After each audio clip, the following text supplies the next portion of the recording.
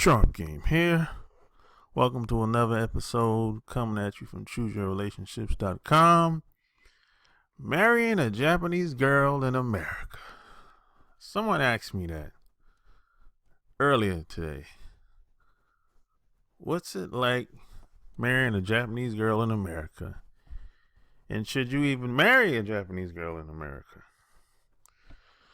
Those were the questions someone asked me. And I have a unique perspective on that.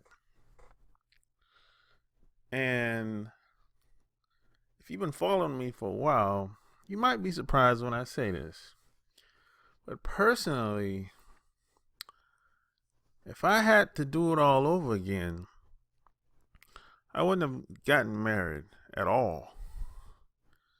Not because she's Japanese. Not because of the type of person she is. See, sometimes you gotta zoom in and zoom out and look at the bigger picture, look at the bigger scheme of things. Living in America. And I don't know if you've ever been to Japan or not, but Japan is very different in a lot of ways. It's a different environment. And you have to take into account that the environment that you live in has a lot to do with how people act and behave and how they see things. Now, a lot of people don't think the environment they live in makes a difference. But I tell you what, there's a difference between living in New York City versus living in St. Louis. There's a difference between living in LA versus living in Charlotte, North Carolina. See, there's a different mentality. There's a different vibe. Every state, every city you go to or visit in America is different. That's one of the greatest things about living in America. You can drive 4 hours away and it's totally different. Think about that. You can drive 4 hours away, sometimes 2 hours away, depending on what state you live in, and it's totally different. It smells different. It looks different. The town is built different. It's a totally different vibe. The buildings are different. The highways are different. The signs are different. The red lights are different. The airport is different. The people look different. They talk different. They sound different. But in Japan, pretty much everything is the same. I mean, they have like the same rules apply everywhere in Japan. You can't go from Yokohama to Tokyo with different laws, different rules. It's not like that. And see, here's the thing. See, a lot of those women that you got to think about, what kind of woman is going to want to come to America? You got to ask that question. But if you meet a woman in America and she's from Japan, you got to ask yourself, what kind of woman is she? And why is she here? Is she here for a job? Is she curious? Is she here because she got married to somebody and got a divorce? Is she here because she wants to be famous? Or a movie star, entertainer? Why did she come to America? This is what you have to ask if you meet a Japanese girl in America. Why would any Japanese girl in a first world country like Japan want to come in America? And you got lots of Japanese women in Japan. They don't want to move to America. So what's the difference? Well, I found one difference is a lot of Japanese girls, they know if they come over here, they'll have more freedom. And when I say freedom, I'm talking like socially. They can talk more. They can express their how they feel more.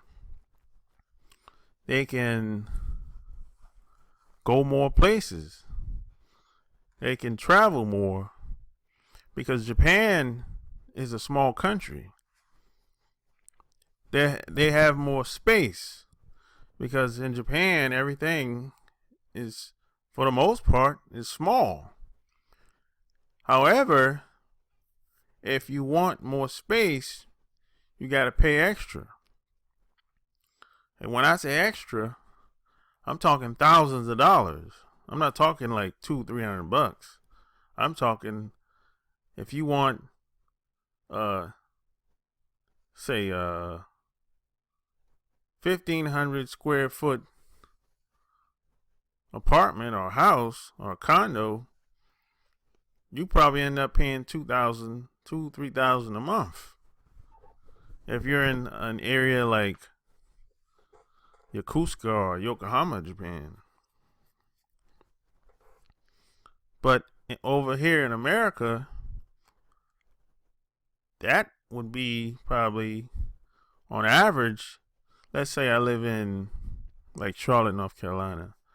You can get a 15 square foot apartment in Charlotte for like $1,000, maybe $800, maybe $700. But in Yokohama, Japan, that's going to be $2,000-3,000 on average. So they know, a lot of Japanese girls know that the cost of living is less in Japan. Everything is very expensive. You have to pay to play. You get what you pay for, right? So the point I'm trying to make is a lot of the Japanese girls have a lot of expectations even before they get here, because they're listening to their friends and their family if they visited here or came here, or maybe they know somebody that live in America. So they have a built up expectation before they even get here. So you have to take that into account if you're going to marry a Japanese girl in America. You know, because this is what happens in most cases. And this is why a lot of marriages in Japan between Japanese girls and guys don't last, because it's like a built up expectation. Plus, it really depends on who she gets married to. In most cases, most Japanese people, when they come to America, they identify with whites because they know that white people are in control and they're in power and they're winning in America. So the side that's winning, that's the side that most women are going to relate to or try to fit in with. So they automatically, in most cases, gravitate towards the white guy. I would say at least 95%, maybe a little bit more. But based on my experience, from what I've seen over the past 18 years, I would say at least 95%. Plus, a lot of the girls from Japan that move over here, after a couple of years, maybe 2 to 5 years, they become Americanized. When I say they become Americanized, they take on a mindset of a lot of people in the dominant society. White people, basically. And if she gets married to a non-white person, black person, Spanish-speaking person, or an Asian person, it's probably going to be very difficult to stay on the same page with her, because she's probably had a different experience either working around whites or hanging with white people in her personal time.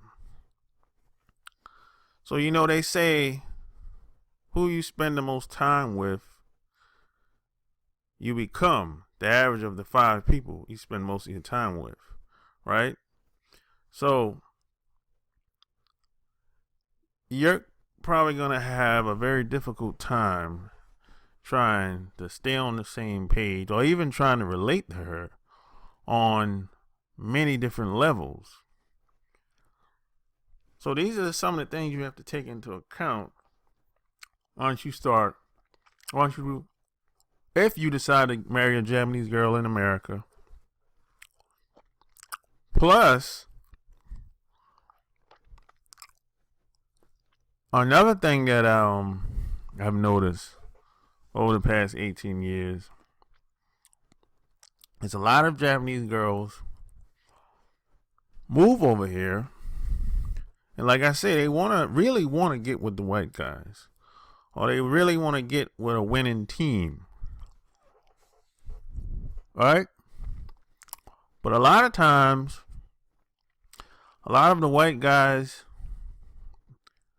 really don't want to be with them. When I say be with them, they don't want to settle down with them. They don't want to get married to them.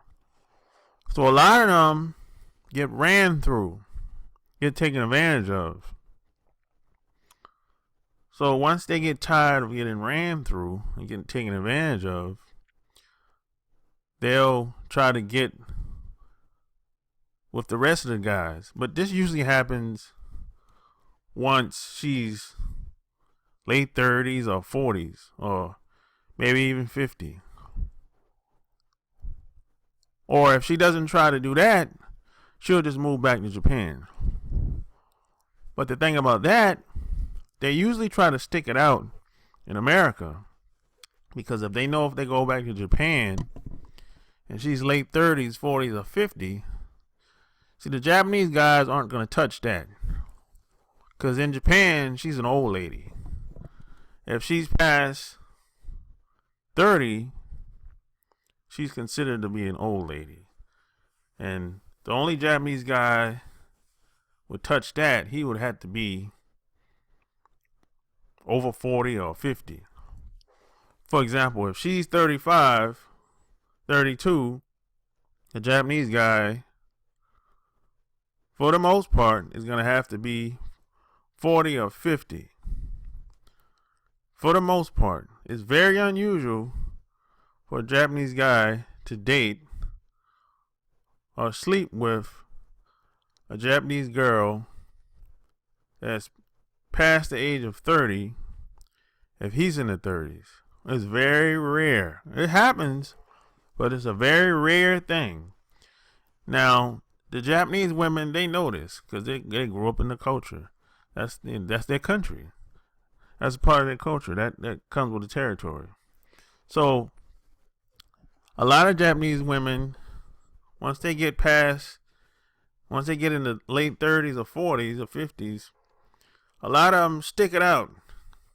They just stick it out here because if they know if they can't get a guy over here at that age, they probably won't be able to get a guy in Japan either. So a lot of them just plan to retire over here. And once they, start getting their Social Security check, if they make it to that age, they'll just go back to Japan. So it's really how they go about doing things is kind of lame, in my opinion. Because they're trying to really follow the people that's in the dominant society. And just like I say, when they come over here, they really want to get with the people that's winning in that society, the white folks. Now, if you bring a Japanese girl over here from Japan,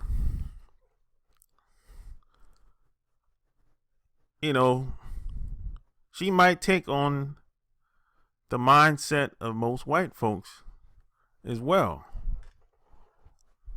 Because what happens is she'll start hanging around the people at work if she decided to get a job, or she'll start hanging around the people in your town or in your city that's Japanese if she somehow meets any Japanese girls. And they'll tell her, they probably try to tell her how things are and this is how it goes and all that. And what's going to happen is she'll bring that crap, she'll bring the drama back home to you and probably start telling you how things are supposed to be. But at some point, if that happens, you're going to have to stand up and take a stand because you're the man. If that happens, you have to know that this is coming from someplace else besides you or anybody in your family. You know what I mean? Because and the reason why I'm going into all these details is because living in America, this is a very toxic environment. And these are just some of the examples and some of the things you have to be aware of that happens to people when they first get over here. Because people are being influenced to do certain things. Now, what I just explained to you, if you were to marry a girl in Japan, that shit would never happen. Everything I just explained to you, some of it's happened to me and it happened to other people that I know. But it would never happen in Japan because Japan is a very different environment. It's a very laid back environment. But see, when a lot of girls come over here to America and they want to get brand new and they want to change the rules. They want guys that put them on a pedestal. But see, in Japan, they don't put women on a pedestal.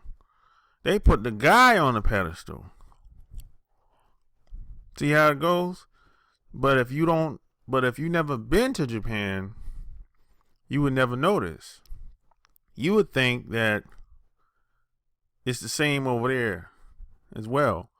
But see, the average Japanese girl is not going to tell you how it is in Japan unless you've been there before, because a lot of Japanese girls look at it like this: I can't tell too much, because if I tell too much, it's going to take away what I'm trying to do, my freedom, my agenda. You know what I mean? So if I had to do it all over again, I would have never gotten married, because living in America is just a very toxic environment. And the way, if you really look at how people interact with each other, it's very tacky, trashy, and sometimes violent. And it's not the best place, not the best environment to live in my opinion. Now, you might disagree with me, but I've been around the world, and there are some environments that are better. And another thing you have to take into account: every environment is not going to support you and what you're trying to do and your family. So you got to put yourself, I learned this in the military, you got to put yourself in the environment that's going to support you and what you're trying to do and what you're trying to build. You know, just like if you're trying to have a family in New York City or Atlanta, if you're trying to raise kids in an environment like that, it's probably not going to work out that well. But if you're trying to have a family in a place like Charlotte, North Carolina, it might work pretty well. It might not be the most entertaining city in the world, but if it's all about the kids, it might work out pretty well. If you're trying to have a family in Raleigh, North Carolina, well, they got one of the best school systems in the country, so that might work out really well.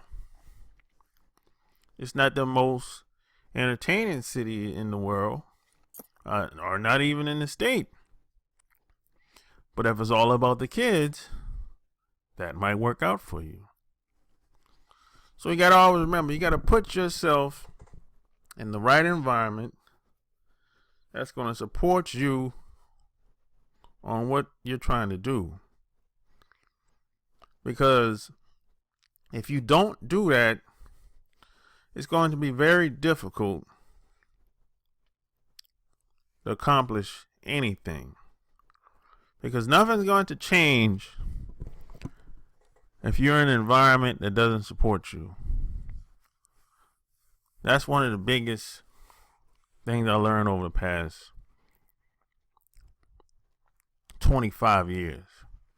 Nothing changes until you change the environment and the people around you. I'm not saying you can always come back home or go back wherever you're from. But until you step out of that environment or get into an environment that supports you and surround yourself with people that support you, you're going to have a very difficult time trying to have and maintain anything. I just haven't seen it work out that well when you don't have the support that you want and need. But just like they say, it takes a village to have a family with kids. So if you like what you heard, subscribe to my channel. Check out my blog, chooseyourrelationships.com. Until next time, Sharp Game is out. Peace.